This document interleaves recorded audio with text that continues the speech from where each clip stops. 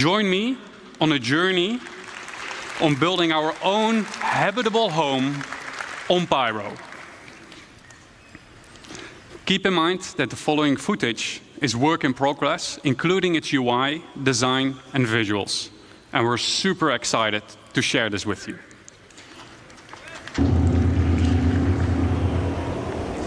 We found a beautiful location by a lake.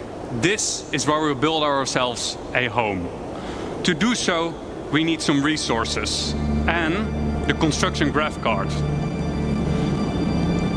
The construction graph card allows us to survey the land, claim the land in a lawful system, and it allows us to build structures.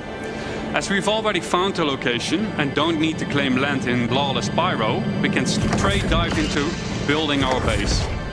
Keep in mind, the following UI is work in progress.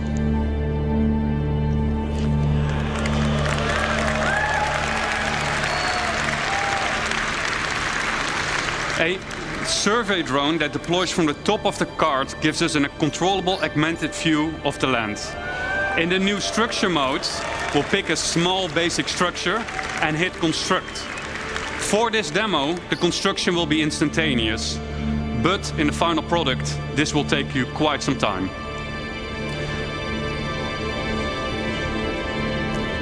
We've done it. We've built our first structure. Let's have a look on the inside.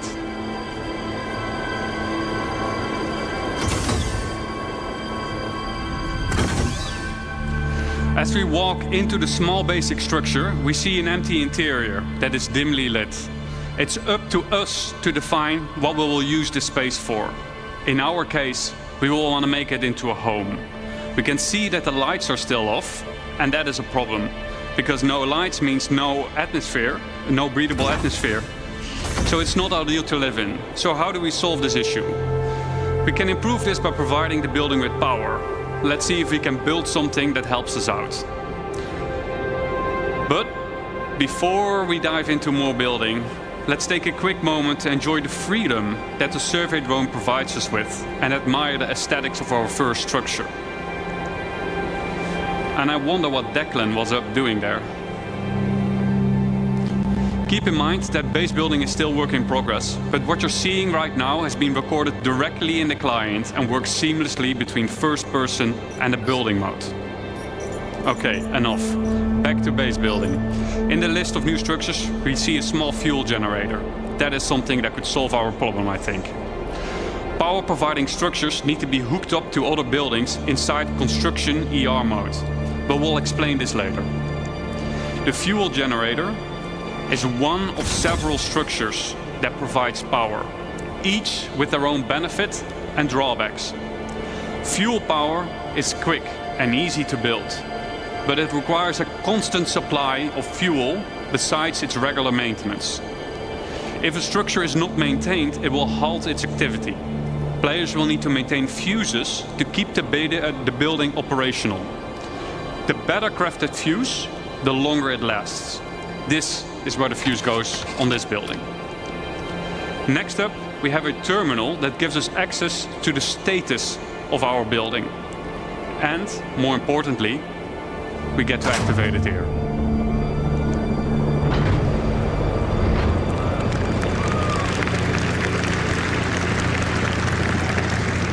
That should do it. Let's see if we got power in the building now. As you notice, some of the crates in the background have disappeared, as their content has been consumed during the construction process of the buildings. And it looks like Declan is now hooking up the power to the building. I wonder what he was up to earlier, though.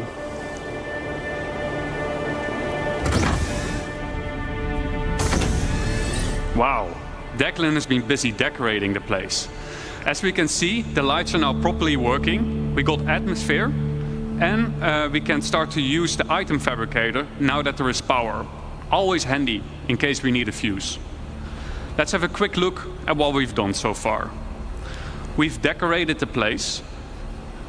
We made it our own little home. We hooked it up with power. I would say we have a place that we can live in. It might not be much, but I think it's just enough to call it a home.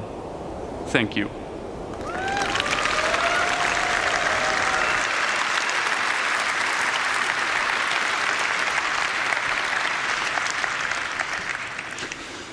Now that we have a rough understanding of how base building works, let's dive into some of the specifics of what we just saw.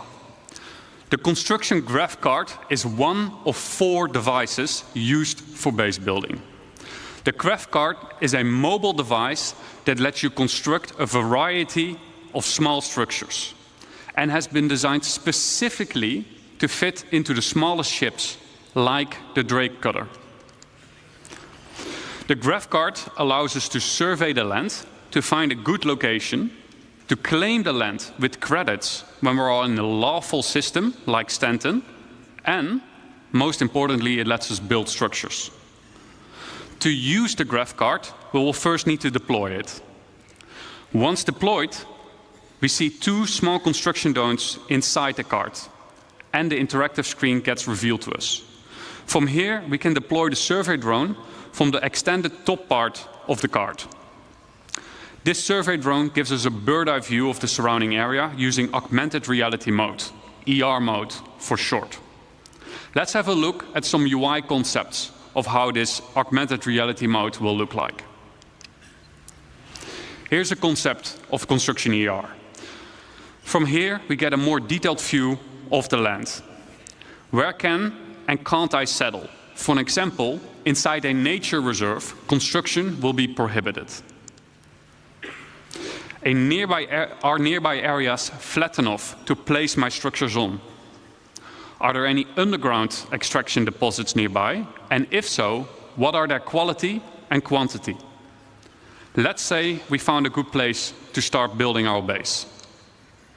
Then next up, we need to find a good place for our first structure. On the left-hand side, we can see that we're now in structure creation mode. Underneath that, there is a list of structures that we can build. Once you have chosen a structure, you'll drag it onto the terrain that will be shown then as a physicalized hologram.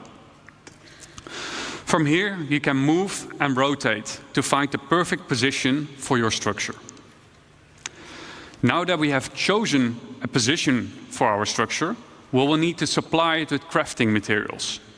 Just like the crafting interface that we saw earlier, this is where you choose the materials, and the better materials you choose will result in a better structure. Once you're ready, we'll hit the craft button on the right bottom to send the construction drones printing to the buildings. The automated construction drones will take off from the construction graph card and fly to nearby resources to fill their internal storage and then fly over to the construction site to print the building until their internal storage has been depleted. The construction drone then repeats the loop by filling its internal storage again by nearby resources. Printing buildings will take some time. Keep the construction supplied so that you don't delay the process any further. Let's say our building did just finish printing, then what? Then we need to power the building. All structures will have an unpowered and a powered state that we can manage inside the resource manager.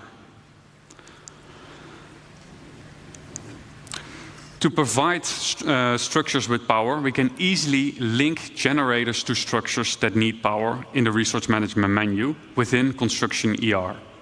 We can also link multiple buildings together. And we can assess the power consumption and shortage of, inside this resource management screen. Keep in mind that operational structures, like power generators, require maintenance of their fuses and sometimes need supplies coming in and going out to be managed. Now that we have a structure and power, what can we do next? Then we can actually upgrade our structure. Structures can be upgraded from tier 1 till tier 3. The better material you provide, the better the improvement will be. Just like Jacob and Thorsten explained in the crafting presentation. Tier upgrades can, for example, improve the structural integrity of the building or make its resource consumption more efficient. To really make your base feel like home, you will want to decorate your base with a wide variety of furniture pieces that can be bought, crafted, and found in the universe. It's up to you to define what you want this space to be. Do you want to decorate it as a hospital? Do you want to make it into a workshop? Do you want to make it into a luxurious bedroom? It's up to you. Furniture can easily be placed and moved using decorative ER mode as a hologram. This is so your furniture can easily fit through doors. This feature is accessible through nearby construction devices, allowing you to place down furniture pieces or even crafting machines that otherwise wouldn't fit through the door. And you get to place them directly from your local inventory. The less trusted among you, or anyone settling in Pyro for that matter, may want to mag-lock their furniture into place so that only you and your friends get to rearrange your decorations. And best of all, decorative ER is not exclusive to base building and can also be used for personal hangers and ships.